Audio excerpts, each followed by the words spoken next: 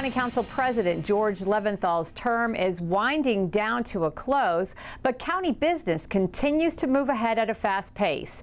At the most recent council session, members worked through a heavy agenda that included the passage of several new bills. The session included action on a number of bills that have been under consideration by the council over the past several weeks. One measure approved would require home sellers to test their homes for radon and provide those results to prospective home buyers.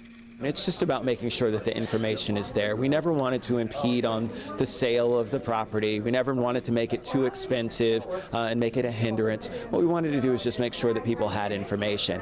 And my hope is that other jurisdictions will follow our lead, as we've done in a number of other instances where Montgomery County has been at the forefront of folks making sure that they have the right information to make the right decisions. Another measure that received the go-ahead from the council would increase the fine for selling tobacco products to a minor to $1,000 for a first offense and $1,000 for any subsequent offenses. Councilmember Rice led the charge on this front, and all 8 of his colleagues signed on as co-sponsors.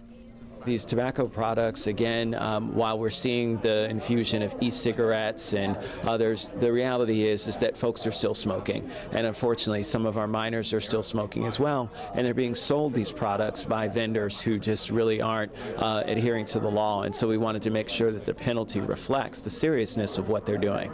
Also on the agenda, a discussion on factors that are driving the costs of government. Council President George Leventhal scheduled the review as a precursor of a possible tax increase next fiscal year. I feel that before we contemplate increasing property taxes above the charter limit, council members should really come to grips with those factors that make county government as expensive as it is. Some of them are factors within our control. Some of them are factors that are out of our control, such as rising enrollment in the schools, certain mandates that the state has placed upon us, like maintenance of effort and the pension shift, and the recent decision by the U.S. Supreme Court in the Wynn versus Comptroller case. In either event, whether we agree to a large property tax increase or whether we don't, we will need to understand what are the circumstances that lead us there, and we will need to explain it to our constituents.